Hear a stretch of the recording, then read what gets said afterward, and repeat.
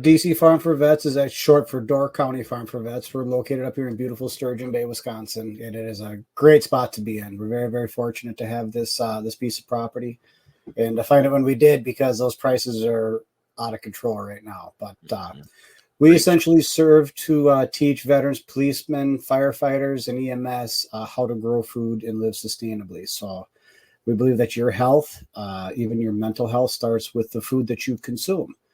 And we don't want to just give a man a fish. We want to teach a man how to fish. So we're going to be setting gardens up. It's actually one of the things we're going to be diving into is a victory garden.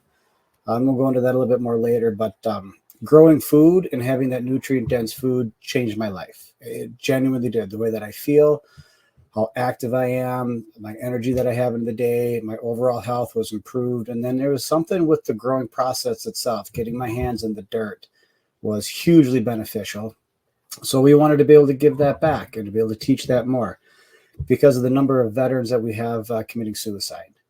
That was a big thing. We still have 17 veterans a day committing suicide. Well, actually, I can't even say 17 veterans a day anymore. There was an article just published last March from an organization called Mission Roll Call, and it turns out that the VA has been miscounting the suicide numbers. Ooh, surprise, surprise.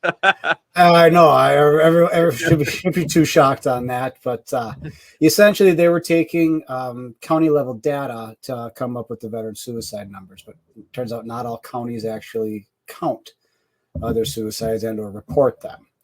So once they actually dug in and actually got into going to all of the counties' data, it turns out that we don't have 17 veterans a day committing suicide. It's closer to 22 to 24 veterans every day committing suicide. Well, and that doesn't even take into account the veterans that come home and basically commit suicide slowly through massive alcohol consumption, other Correct. behaviors, etc., that result from their service. They also don't count. Those we term suicides too, you know. Correct. So we would all deem them suicides, but like overdoses, they don't even count overdoses.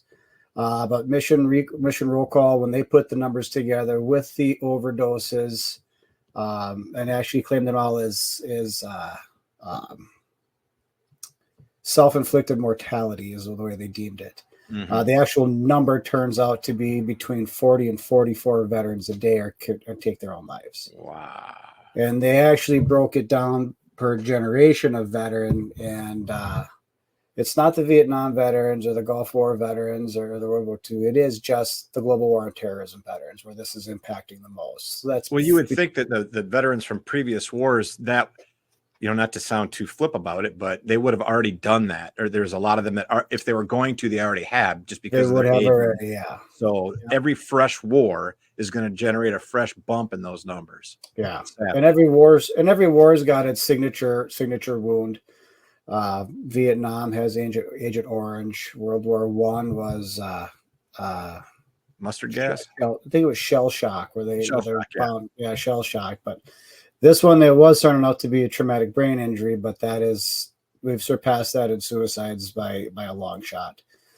But that's what we serve to combat. And a lot of the American Legions and VFWs and AMVETs and stuff like that, they're not showing up and helping. It's not working. Our generation of veterans isn't working with them, especially up here in this area. I don't know if it's different in other areas, but it's not good. We're having some issues with one of them here in Door County, but they're not helping. So you're helping, though. So tell us about your training. I mean, you weren't a farmer before you served in the military. God, you came back and decided to be a farmer. Yeah. That's a stretch. You know, a lot of people come back from the military. They've got some skills or some schooling in something, or they did something before they left or whatever, before they deployed. And you came back and decided, I want to be a farmer. Not only that, but I want to be a farmer and help people. So what was that process like? Why did you decide that? Well, it started off with just wanting to grow our own food. I was going to UWGB, and I had to take a class, an environmental science class. And the very first assignment we had was to watch this movie called King Corn. I've seen that movie. That's great a movie, isn't it? Fantastic movie. Yeah, it is. And I do encourage everybody to watch it, because that really lies out like the whole process of corn, where it starts and most importantly, where it ends up and how it ends up in our food supply. In the form of high fructose corn syrup and poisoning generations of Americans with with type 2 diabetes, etc. Oops, looks like Jake just froze. He froze in a rather handsome pose, though, everyone. Check it out. That is. Yep. So while he's waiting to unfreeze, King Corn is the Yes. story about a couple of students that went to, I think, University of Pittsburgh. Well, you froze for a minute, Jake, so I took over. But please continue. Yeah. We'll pimp King Corn later, but your story. Oh yeah. So and you had to, the assignment was to go 2 weeks without eating or drinking anything that had corn in it. So we started really looking at food labels and we're like, holy shit, this isn't good. So we started looking at little pieces of property and we drove past the farm and they had what I thought was just 2 greenhouses for sale. Turned out to be a whole 40-acre farm.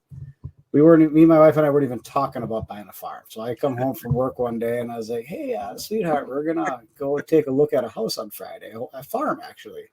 She's like, what the hell are you getting us into? But we came and looked at it. We fell in love. We moved in the last weekend of February in 2018. The first weekend of March, we put everything away. And then the second weekend in March, we fired up the greenhouses and started planting. And we haven't missed a beat since. We have failed at more crops than we've been successful at. So it was a very steep learning curve. But right now, on average, we are producing between 500 and 600 pounds of produce a week and getting that kicked out. Our biggest customer this year so far has been the Green Bay Packers. They buy a pile of produce from us each week. I got another order from them this week. I've got cucumbers and lunchbox peppers going to the Packers.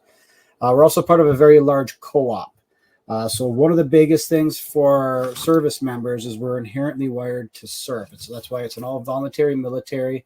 That's a part of our character and part of our being is actually serving something bigger than ourselves. So with this co-op that we're a part of with Seasonal Harvest, we specifically sell, our Seasonal Harvest specifically works with school systems and a lot of nonprofit organizations like the United Way and Lakeshore Cap and some other institutions down in the Milwaukee and Madison area. So we're able to actually get that sense of service back because the produce that we're growing here actually makes it into school systems. It actually makes it to disenfranchised communities down in the Milwaukee area. This year, we actually got contracted to grow collard greens. Never grew collard greens before in my life. Never ate a collard green before in my life. How do they grow? Do they grow? Are they tough to grow? They're not really. Yes and no. Oh yeah, they're actually very cold tolerant. So we'll have those grown from now until probably November. But actually, vegetable math is hard math that I'm still struggling with to this day. Believe it or not. What's vegetable math? Define vegetable math. So like it sounds terrible. It is. It's really difficult, and I still haven't got that part dialed in yet. But we're working on it. Like so, we were contracted to grow 120 pounds of collard greens for July. And then again for August, September, October, and November. Wow. And I couldn't find any data anywhere on what one collard green plant would produce. So I had to guess. And boy, did I guess. I guess wrong, but wrong in the right direction. Like our first harvest was close to 400 pounds of collard greens.